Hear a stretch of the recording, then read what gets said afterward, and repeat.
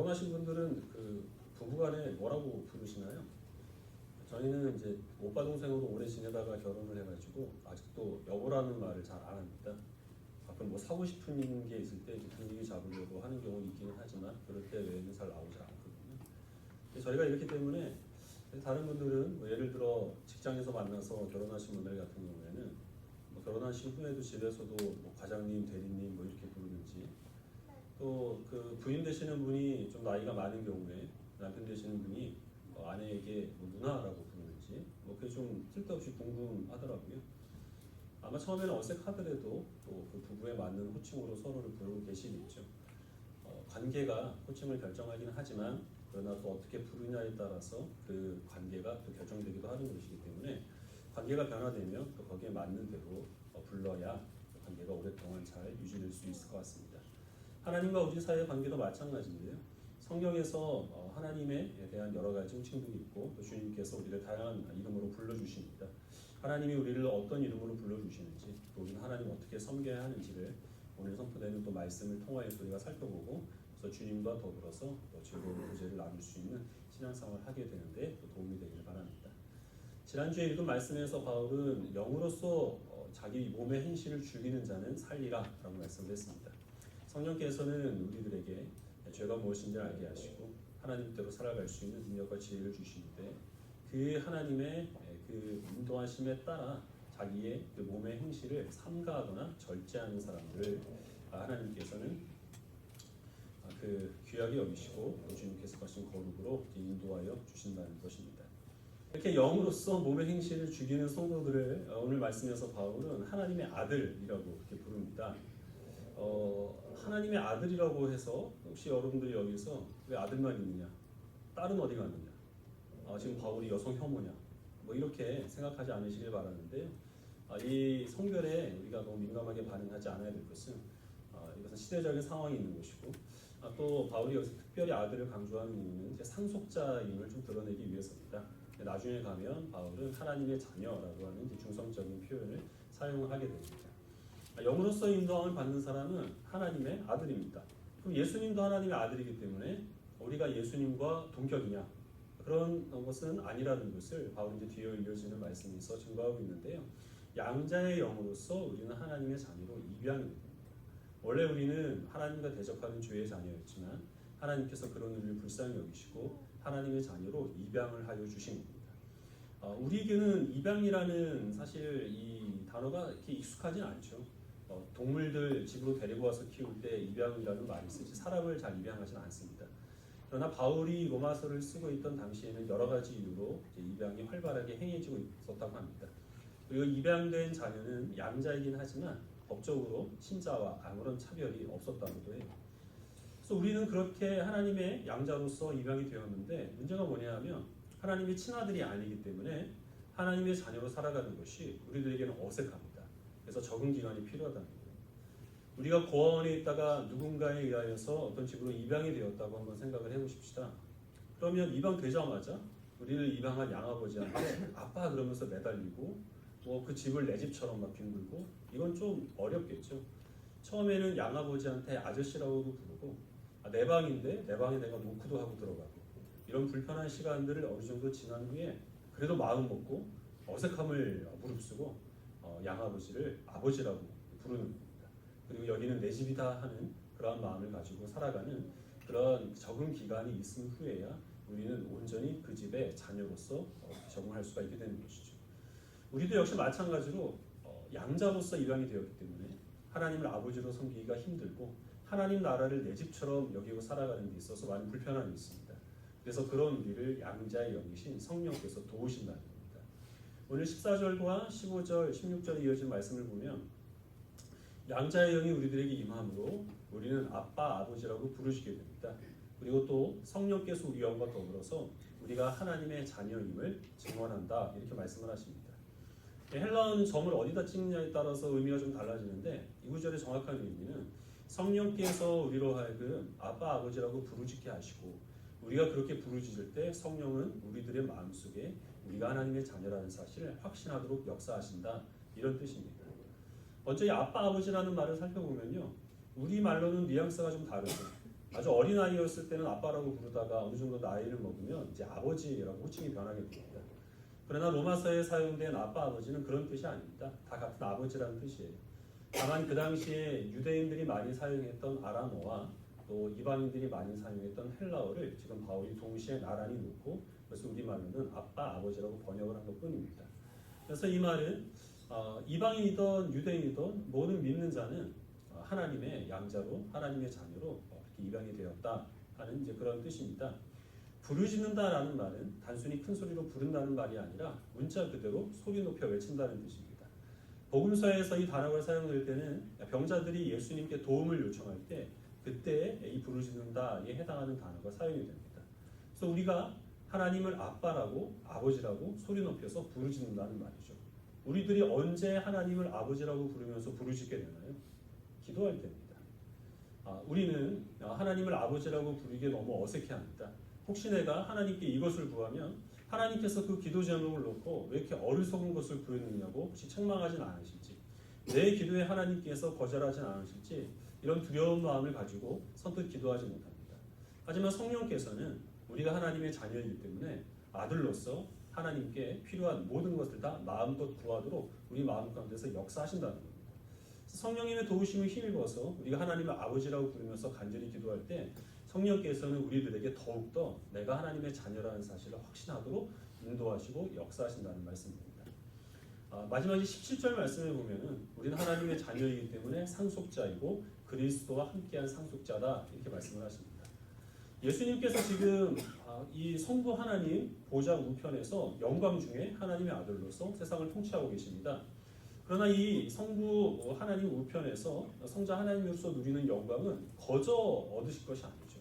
우리와 같은 모습으로 낮아지시고 십자가에서 죽기까지 순종하시고 그런 과정들을 거친 후에야 예수님께서는 지금 성자 하나님으로서의 영광을 누리고 계십니다. 하나님의 자녀인 우리들도 똑같은 과정을 거쳐야 한다는 겁니다. 분명히 하나님 나라는 유업으로 우리들에게 상속될 것이지만 그러나 거기에는 과정이 필요합니다. 그 과정은 예수 그리스도와 같은 낮아짐과 십자가의 고난 그런 것들을 반드시 거쳐야 한다라고 성경은 증거하고 있습니다. 그래서 바울은 우리가 읽은 말씀에서 하나님께서 우리의 아버지 되심, 우리가 하나님의 자녀됨, 그리고 기도, 또 고난 이런 것들을 성령의 역사로 하나로 지금 묶고 있는 겁니다. 우리 예레미야 3장 말씀을 같이 보겠습니다. 예레미야 3장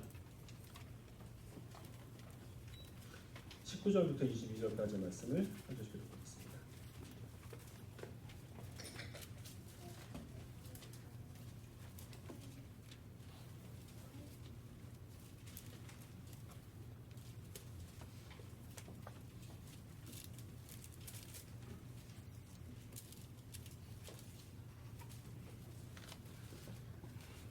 구약성경 1054페이지 예레미야 3장 19절부터 22절까지 19절을 제가 먼저 읽고 한 절씩 기록하겠습니다. 19절을 제가 먼저 읽겠습니다.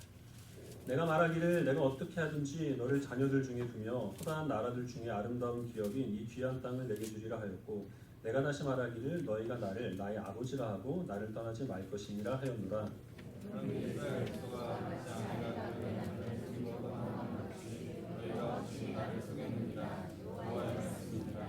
소리가 헐벗은 산 위에서 들리니 곧 이스라엘 자손이 애국하며 간구하는 것이라. 그들이 그들의 길을 굳게 하며 자기 하나님 여호와를 잊어버렸음이로다.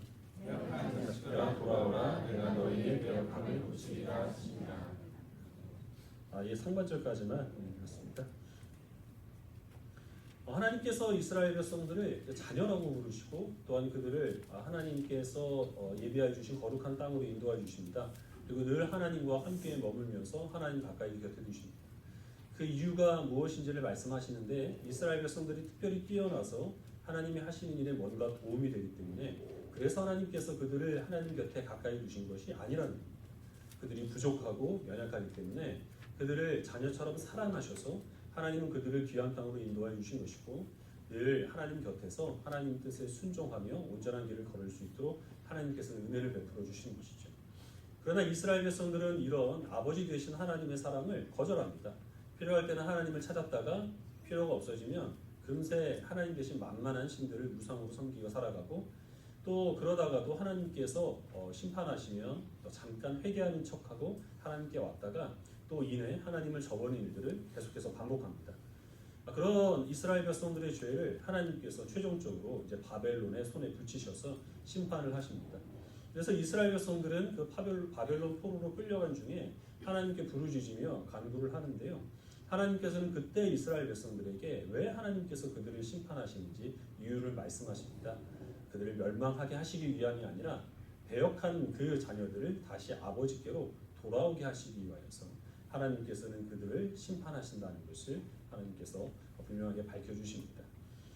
지금 이 하나님께서 배역한 자녀들을 돌아오게 하시기 위한 그 은혜를 우리 그리스도인들이 입은 겁니다.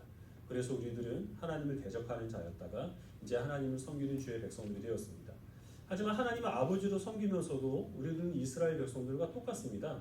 필요할 때는 하나님을 찾지만 그러나 경우에 따라서 우리는 얼마든지 하나님 대신 만만한 그런 신들을 우상으로 섬기며 살아가고 또 하나님을 필요할 때는 찾고 또 하나님께서 하나님의 도우심을 필요하지 않을 때는 하나님을 금방 잊어버리는 것이 우리의 연약함입니다. 그래서 하나님께서 사용하시는 것이 무엇이냐면 이스라엘 백성들에게 심판에 해당하는 고난을 사용하신다는 겁니다.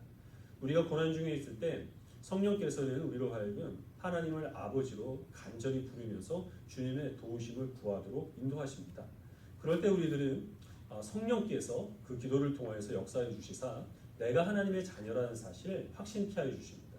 나는 하나님의 자녀이지만 동시에 하나님의 상속자이고 그리스도와 함께한 상속자이기 때문에 하나님께서는 예수님의 십자가의 고난을 통하여 지금 성자 하나님의 영광을 허락하여 주신 것과 같이 나도 내가 겪는 이 고난을 통하여서 하나님께서 나에게 약속하신 영광으로 인도하여 주실 것을 확신하는 믿음 가운데 이 모든 시험을 이기도록 성령이 우리들을 도우신다는 것이죠. 그래서 이런 기도와 하나님의 아들 되심을 믿는 것과 하나님께서 내게 주신 고난 중에 우리가 하나님을 아버지로 부르며 주님의 도우심을 간구하는 것들, 그러면서 내가 하나님의 자녀라는 믿음이 생기고 또 그 믿음으로 여러 가지 시험들을 이기는 것, 이런 모든 것들을 통하여 하나님께서는 양자로 입양된 우리가 이제는 하나님의 친자녀처럼 하나님을 친밀하게 여기고 하나님의 집을 내 집처럼 여길 수 있는 믿음을 가지도록 인도하여 주시는 겁니다.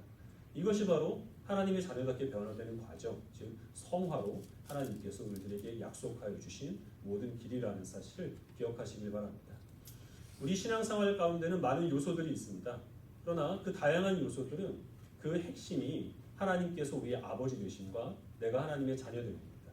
우리가 이 자리에 와서 예배를 드리는 것, 말씀과 기도로 경건생활에 힘쓰는 것, 그 모든 것들은 다 하나님께서 나의 아버지 되심을 내가 이해하고 믿기 위해서 행하는 일들입니다.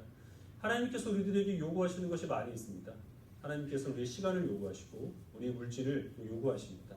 또 하나님은 이 세상을 살아가는 동안에 여러 가지 불편과 손해를 무릅쓰고라도 하나님의 백성다운 정직과 성실을 우리가 감당하도록 하나님께서는 말씀하십니다. 그러나 그 모든 것들은 하나님께서 무엇인가를 하시는데 유용하기 때문에 그래서 우리를 써먹으려고 하나님이 명령으로 요구하시는 것이 결코 아니라는 것입니다. 하나님의 자녀로 부름받았지만 아직 하나님의 자녀답지 못한 우리들이 거룩해지고 예수 그리스도의 성품을 따르게 하시기 위해서 그래서 그런 적응과 훈련 과정으로 우리들에게 말씀해 주신 겁니다. 이런 일을 감당하는 동안에 우리는 성령의 도우심을 구해야 할 것이고 성령께서 우리를 도우셔서 이런 모든 하나님의 자녀다움을 우리가 추구할 때 하나님께서 우리들에게 내가 하나님의 자녀라는 사실과 하나님께서 나의 아버지 된다는 사실을 더욱더 굳건하게 믿게 하시고 하나님의 자녀답게 살아가도록 역사해 주신다는 사실을 기억하시기를 바랍니다. 우리가 하나님의 자녀됨은 모든 사람들이 누리는 은혜는 결코 아닙니다. 어떤 사람들은 세상에 있는 모든 사람들이 다 하나님의 형상으로 창조된 피조물이기 때문에 모든 인류는 다 하나님의 자녀다 이렇게 말하는 사람이 있는데요. 그것은 잘못된 것입니다. 하나님께서 오직 구원하시기 위하여 택하시고 성령으로 인도하셔서 그 몸의 행실들을 죽이도록 그렇게 인도하여 주시는 그런 사람들만 하나님의 자녀가 될 수 있습니다. 하나님의 형상으로 지음받은 모든 사람들에 대해서는 성경에서는 하나님의 소생이라고 하는 또 다른 용어로 그들을 가르치고 있습니다. 바울은 우리 그리스도인들을 이 무서워하는 종의 영을 따르지 않고 양자의 영을 따르는 하나님의 아들이다 이렇게 말씀을 했죠. 무서워하는 종의 영과 성령이 따로 존재하는 것이 아니라 성령께서 우리로 하여금 하나님을 우리가 두려워해야 하는 그런 주인으로 알게 하고 그래서 우리가 종으로서 하나님을 섬기게 하지 않는다는 겁니다. 이 성령께서는 하나님께서 우리를 사랑하시는 아버지라는 사실을 우리로 하여금 믿게 하시고 또 우리를 두려움이 아니라 사랑으로서 하나님을 섬기도록 인도하여 주신다라는 그런 이야기입니다. 두려워하는 그 종의 영으로 섬기는 것은 우리들이 직장에서 일하는 것과 크게 다르진 않은 것 같아요. 여러분들이 몸담고 일하고 있는 직장의 사장님이 아무리 인자하고 자비가 풍성하신 분이라고 하더라도 그분들이 여러분들을 곁에 두고 있는 것은 결국에는 자기의 필요를 채우기 위함이죠. 자기가 하는 일에 도움이 되기 때문에 여러분들을 곁에 두고 있는 겁니다. 만약에 회사의 형편이 어려워지거나 여러분들이 일할 수 없는 상황이 되면 그러면 그분들이 많은 손해를 감수하고서라도 여러분들의 연약함과 허물들을 자신의 것으로 책임질 이유가 전혀 없겠죠. 그것은 야박한 것이 아니라 사실 지극히 정상적인 것입니다. 그러나 하나님께서는 우리 아버지가 되십니다. 요즘 하도 이상한 가정들이 많기 때문에 모든 아버지가 다 그렇다라고 말할 수는 없겠지만 정상적인 가정에 지극히 정상적인 아버지라고 한다면 자녀들이 마음에 들지 않는다고 그 자녀를 내버리질 않습니다. 그 자녀에게 있어서 어떤 연약함과 허물이 드러나면 그것을 자기의 탓으로 여겨서 그 자녀보다 더 마음 아프게 여기는 것이 아버지의 마음입니다. 혹시 그 자녀가 무엇인가 잘못한 것이 있어서 다른 사람들에게 지탄을 받으면 차라리 나를 욕해달라라고 나서서 보호하는 것이 그것이 아버지의 마음이죠. 하나님께서는 성령을 통하여서 하나님의 그 마음을 우리들에게 알게 하신다는 거예요. 그래서 만약에 우리가 내가 이렇게 더럽고 연약한데 내가 어찌 하나님을 아버지로 가까이 할 수 있겠느냐 이런 마음을 가지고 하나님을 적당히 멀리하는 것이 좋겠다라는 그런 생각을 갖는다면 그것은 겸손하거나 거룩한 것이 아니라 하나님의 아버지 되심을 알지 못하는 불신에서 나오는 그릇된 생각입니다. 내가 하나님께 이것을 구하는 것이 너무 염치가 없는 것 같아서 나는 적당히 그냥 하나님께서 보시기에 들어주실 만한 기도만 드리겠다라는 마음도 역시 마찬가지로 겸손이 아니라 우리 아버지 되신 하나님의 풍성한 은혜를 알지 못하는 어리석음에서 불신에서 나오는 그릇된 생각이라는 사실을 기억하시기 바랍니다. 하나님께서는 성령을 통하여서 우리를 사랑하시는 하나님의 그 긍휼히 여기심을 알게 하여 주시고 그래서 우리가 언제 어디서든 어떤 기도 제목이건 마음껏 하나님 앞에 나와서 간구할 수 있도록 역사해 주시는 겁니다. 그러나 우리가 하나님의 자녀이기 때문에 또 한편으로 감수해야 될 것이 있는데 그것이 무엇이냐 하면 인내라는 것입니다. 하나님의 자녀로 우리가 부름받았다는 사실은 우리가 우리 가정에서 하나님의 그 아버지의 말에 순종했을 때 우리가 그 아버지께 어떤 그 월급이나 보수를 요구할 수 없는 것과 같이 하나님의 말씀에 순종했다고 해서 그 즉시 어떤 보상을 우리가 요구할 수 없다는 것을 의미합니다. 직장에서 일하면 정상적인 직장이라면 꼬박꼬박 월급이 나오죠. 우리는 당연히 그것을 요구할 수 있습니다. 하지만 집에서 나이가 먹었는데 심부름했다고 아버지한테 요구하려고 하는 것은 자녀들이 해야 될 일은 분명히 아닙니다. 나는 정말 씻기 싫은데 아버지가 나한테 씻으라고 명령하셨으니 내가 아버지의 명령대로 샤워를 했으니까 내가 샤워를 할 때마다 10,000원씩 지급해 주십시오. 통장으로 보내주세요. 뭐 이런 걸 요구하는 자녀들이 있다면 두들겨 패야 되는 거죠. 하나님께서 우리를 자녀 삼으신 결과 우리들에게 일어나는 일은 우리가 하나님 말씀에 순종하고 우리가 하나님의 뜻을 내 삶 가운데 이루기 위하여서 많은 헌신을 감당했다고 해서 거기에 대한 보상들이 즉시 주어지지는 않는다는 겁니다. 우리는 하나님의 자녀이면서 상속자입니다. 상속이라는 말이 갖고 있는 의미는 하나님의 모든 소유가 다 내 것이 될 것이지만 그것은 지금 당장이 아니라는 것이죠. 하나님이 정하신 때에 하나님의 모든 소유가 다 나에게 유업으로 물려주게 될 것을 우리는 기대하고 믿는 믿음으로 살아가야 하는 겁니다. 만약에 우리가 상속자라는 사실을 잊어버리게 되면 우리는 그 누가복음에 나오는 탕자 또는 그 탕자의 형처럼 될 수밖에 없습니다. 둘째 아들이 아버지에게 요구한 것이 뭡니까? 아버지 어차피 돌아가실 텐데 돌아가시면 지금 아버지의 그 유산은 내 것이 아니니까 내 몫의 유산을 미리 땡겨주십시오. 그래서 그것을 챙겨가지고 집을 나가버렸습니다. 그 둘째 아들이 돌아오니까 큰아들이 하는 얘기가 나는 매일 아버지의 말씀에 순종했는데 송아지 한 마리 잡아주지 않습니까? 나 삐졌습니다. 이 얘기죠. 만약에 우리 가정에서 우리 자녀들이 번갈아서 이렇게 나오면 부모들이 가출할 지경이죠. 하나님께서는 그것을 묵묵히 참으신다는 것입니다. 우리가 하나님의 상속자로 부름받았다는 사실을 믿는다는 것은 결국 하나님의 모든 소유가 지금 당장이 아니라 하나님의 약속하신 때에 언젠가는 내 것이 될 것을 믿는 믿음으로 살아가는 겁니다. 그래서 우리들은 세상 가운데서 어려움이 있을 수 있습니다. 하나님께 대한 불만이나 또는 하나님께 실망하는 그런 때가 있을 수는 있다는 거예요. 그렇지만 하나님의 사랑을 의심치 않고 상속자로 삼으신 하나님께서 예수 그리스도의 고난을 통하여 영광을 주신 것과 같이 반드시 약속을 지켜주실 것을 믿는 믿음 가운데 현실이 이겨나가는 것이 하나님의 자녀됨을 믿는 주의 백성들에게 하나님께서 요구하시는 믿음입니다. 말씀 한 구절 더 보겠습니다. 시편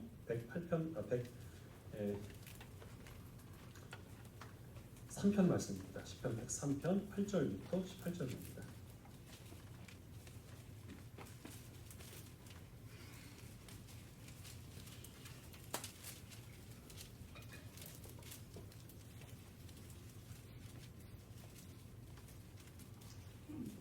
시편 103편 8절을 제가 먼저 읽고 18절까지 계속하겠습니다. 여호와는 긍휼이 많으시고 은혜로우시며 노하기를 더디하시고 인자하심이 풍부하시도다. 우리 죄를 따라 우리를 처벌하지는 아니하시며 우리의 죄악을 따라 우리에게 그대로 갚지는 아니하셨으니 이는 하나님이 땅에서 분한 것이 그를 경외하는 자에게 그의 인자하심이 크심이로다. 동이 서에서 먼 것 같이 우리 죄과를 우리에게서 멀리 옮기셨으며 아버지가 자식을 긍휼히 여긴 같이 여호와께서는 자기를 경외하는 자를 긍휼히 여기시나니 이는 그가 우리의 체질을 아시며 우리가 단지 먼지뿐임을 기억하심이로다. 인생은 하나님을 바라보며 그 영화가 그를 복하다. 그것은 바람이 지나가면 없어지나니 그 있던 자리도 다시 알지 못하거니와 여호와의 인자하심은 자기를 경외하는 자에게 영원부터 영원까지 이르며 그의 자손의 자손에게 이르리니. 찾겠습니다. 곧 그의 언약을 지키고 그의 법도를 기억하여 행하는 자에게로다. 제가 얼마 전에 입양을 했습니다. 사람을 입양한 것은 아니고요. 고양이 2마리 데려왔거든요. 한 마리는 교회 지하 주차장에 버려진 거를 주워왔고 또 한 마리는 이제 더 이상 키울 수 없으니 누가 좀 데려가라라고 이제 광고를 낸 것을 집으로 데리고 왔습니다. 저는 입양을 하긴 했지만 얘들을 사람으로 생각한 적이 없기 때문에 아들로 여기질 않습니다.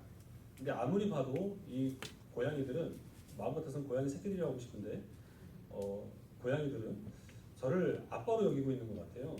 그래서 제가 잠자고 있어도 거기 아랑곳하지 않고 배고프면은 방문 밖에서 계속 물어댑니다. 그래도 깨지 않으면은 이 고양이들이 문을 두들겨요. 그래서 결국 자고 있는 저를 깨우고 마는데요. 그러면 자다가 일어난 제가 이 귀찮은 것들 그러면서 밖으로 그것들을 내다 버리겠습니까?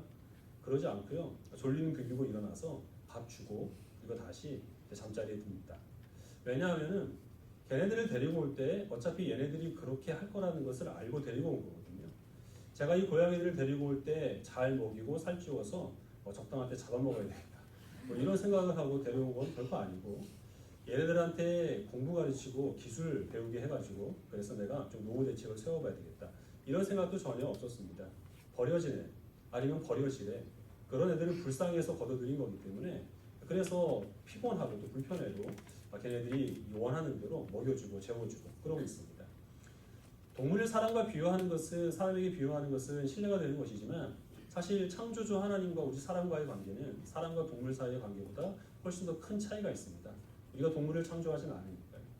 하나님께서 우리를 하나님의 자녀 삼아 주실 때도 똑같은 마음이었다는 겁니다. 하나님께서는 이스라엘 백성들을 주님의 백성으로 삼아 주셨습니다. 근데 그냥 백성이 아니라 하나님의 자녀로 하나님께서는 그들을 세워 주십니다. 그럼 하나님께서 그들을 자녀 삼아 주신 이유가 무엇이냐면 그들을 불쌍히 여기셨습니다. 그들에게 있어서 어떤 선함이나 거룩함이나 의로움이 없다는 것을 하나님께서는 이미 아시고 그들을 거둬 주신 겁니다. 하나님은 그들의 체질을 아십니다. 이스라엘 백성들은 먼지와 같습니다. 그들은 쓸모가 없습니다. 그들은 잠깐 반짝할 때가 있지만 바람만 불면 다 그것이 사라져버릴 수밖에 없는 그런 무익한 존재들입니다. 어쩌다가 선한 일을 하지만 근본적으로 타락한 본성 때문에 늘 죄를 범합니다. 하지만 하나님께서는 그들의 죄를 있는 그대로 질책하지 않으십니다. 그래봐야 그들이 달라질 것이 없기 때문임을 없다는 것을 하나님께서는 이미 잘 알고 계시기 때문입니다. 그 대신 하나님께서는 그들의 아버지가 되셔서 그들을 늘 곁에 두시고 그들에게 영원한 인자를 베푸시기 위하여서 하나님의 그 의로움토록 늘 그들을 가르치시는 은혜를 베풀어 주신다라고 성경은 증거하고 있습니다. 우리가 그 은혜를 힘입어서 하나님의 자녀가 된 주의 백성들입니다. 요즘 이 현대 사회는 사실 개인이 무엇인가를 선택하고 결정하는 범위가 굉장히 넓어지게 됐습니다. 그래서 상대적으로 우리들은 아버지에 대한 권위나 아버지에 대한 이미지 이런 것들이 과거보다 확연히 떨어지게 됐죠. 우리들은 아버지의 신분이나 아버지의 직업을 대물림 받지 않습니다. 우리가 살아남기 위해서 아버지 곁에서 나이 들 때까지 무엇인가를 오래 배워야 할 필요가 없습니다. 오히려 요즘에는 우리 자녀들이 이 먹고 사는 데 있어서 필요한 기술들을 그 기생세대보다 훨씬 더 잘 알고 있습니다. 그래서 이 이른 나이로부터 사실 아버지의 그늘에서 벗어나 자유롭게 살아갈 수 있는 그런 권리가 보장되어 있는데요. 한편으로는 긍정적인 것이지만 그러나 또 한편으로는 그렇기 때문에 우리의 인생이 고단합니다. 아버지의 간섭과 도움이 없이 살아가야 한다는 것은 결국에는 혼자 모든 것들을 다 선택하고 결정해야 한다는 것인데 모든 선택에는 책임이 따릅니다.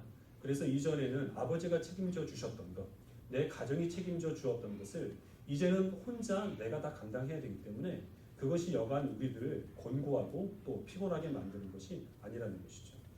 혹시 여러분들이 지금 인생을 살아가면서 내가 결정하고 내가 또 선택한 것에 대한 그 책임감에 시달려서 지쳐 있다면 아버지 되신 하나님을 가까이 하시기를 바랍니다. 여러분들이 또 인생에 있어서 짊어지고 있는 그 무거운 짐 때문에 버티기가 힘들다면 아버지께 부르짖어 기도하시길 바랍니다. 물론 이건 쉬운 일이 아닙니다. 우리가 나이를 먹은 만큼 먹었고 내가 하나님을 직접 본 적도 없고 만난 적도 없는데 그 하나님을 육신의 아버지보다 더 의지하는 그런 존재를 여기면서 또 하나님 앞에 굴복하여 인생의 모든 짐을 내려놓는 것은 사실 그렇게 아름답게 여겨지진 않죠. 오히려 그런 것보다는 세상이 가르치는 대로 부러질지언정 내가 굽히지는 않겠다 이런 마음을 가지고 지금까지 해왔던 대로 끝까지 버티는 것이 훨씬 더 멋있게 보이는 것도 사실입니다. 하지만 우리는 그렇게 강하지 못합니다. 우리의 체질은 먼지와 같습니다. 우리는 무익해서 무엇인가 잠깐 반짝하는 것은 있을지 몰라도 바람만 불면 모든 것을 다 잃어버리고 마는 그런 연약한 존재들입니다. 내가 하나님의 존재를 인정하지 않고 하나님을 아버지로 의지하지 않는다고 하더라도 그러나 우리는 내가 알든지 모르든지 간에 어떤 존재 아니면 어떤 것을 하나님 자리에 옮겨놓고 아버지처럼 이미 의지하고 있습니다. 하나님 대신 우리가 의지하는 모든 것들은 다 우상입니다. 그리고 우상은 우리를 잠깐 만족시켜 줄 수 있을지는 몰라도 결국에는 우리를 배반합니다. 우리에게 실망만 안겨줄 수밖에 없습니다. 특별히 지금 장래에 대해서 여러 가지 일들을 준비해야 되는 우리 청년들, 또 가정의 그 모든 가게를 혼자 책임지고 계시는 우리 가장들은 더욱더 아버지 되신 하나님을 의지할 수 있게 되기를 바랍니다. 하나님께 기도할 때, 개인적으로 기도할 때는 하나님께 대한 여러 가지 호칭을 우리가 사용할 수 있겠지만 특별히 하나님을 아버지로 불러 부르짖어 기도할 수 있게 되기를 바랍니다. 그때 성령께서는 역사하셔서 우리 하나님의 자녀라는 사실을 깨닫게 하시고 내가 지금 감당하고 있는 이 무거운 짐과 또한 내가 지금 겪고 있는 이 시련과 고난을 통하여서 하나님께서는 하나님의 영광으로 인도하여 주신다는 사실을 확신케 하여 주심으로 우리를 그 시험을 이겨 승리하도록 역사하여 주실 줄로 믿습니다. 그 아버지 되신 하나님께 우리의 모든 인생의 짐을 다 내려놓으시고 하나님의 품 안에서 영원한 안식을 누릴 수 있는 주님의 자녀가 되기를 주의 이름으로 축원합니다.